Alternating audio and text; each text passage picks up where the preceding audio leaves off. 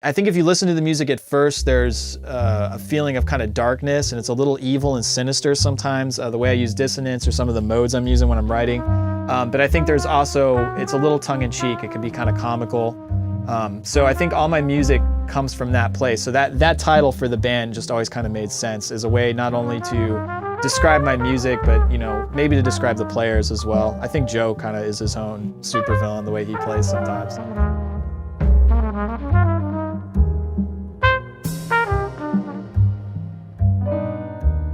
All the originals are brand new songs, and they're pretty wide variety, although I think stylistically they all sound like my music.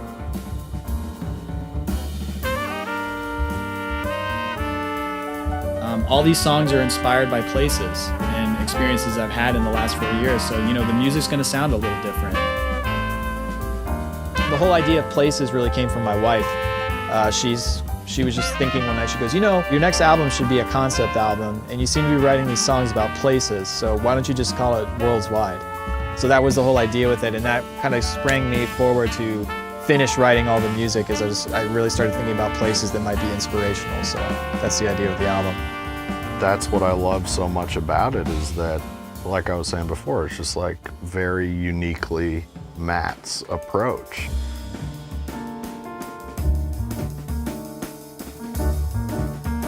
And I think that's the hallmark of a great composer. That if they can have this kind of cohesive sound, that's usually a pretty good sign that, this person has a voice and they're unique and they have their own approach to harmony and melody and everything.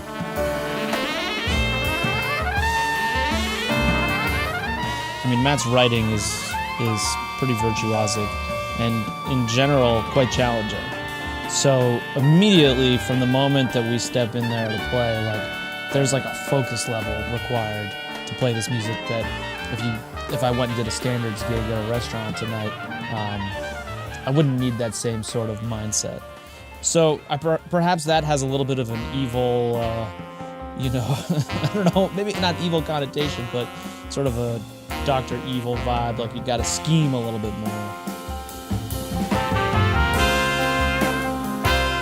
Well, I really enjoy Spectra. I was just talking to Matt about that. I think it connects to me in some sort of way. I like the motions, the harmonies, the melodic motions.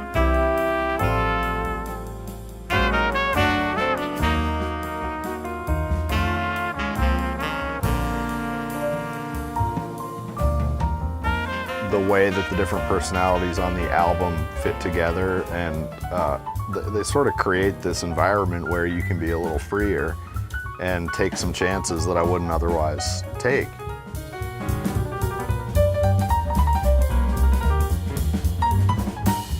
Matt's music really opens that up. It opens the door for me to be able to do that.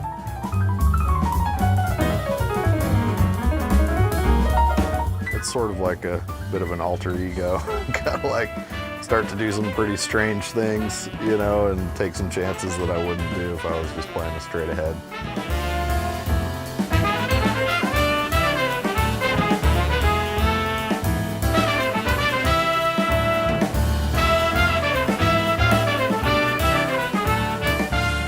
Adam in the Garden I wrote a while ago.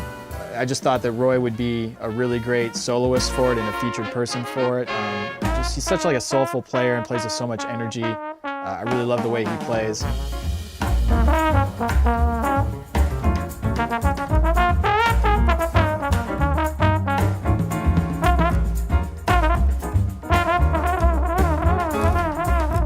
I thought all the songs were going to be much more contained and smaller and like not as compositional and just kind of like short statements that got to solos. And it didn't really turn out that way. It just ended up seeming like, just like the last record, the tunes just felt natural being a little longer.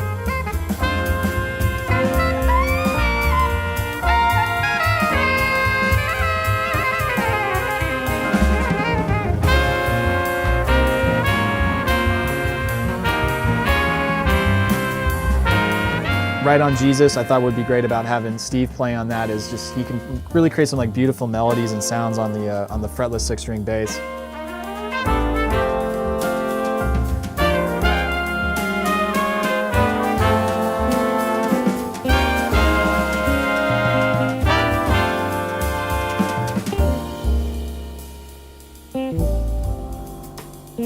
And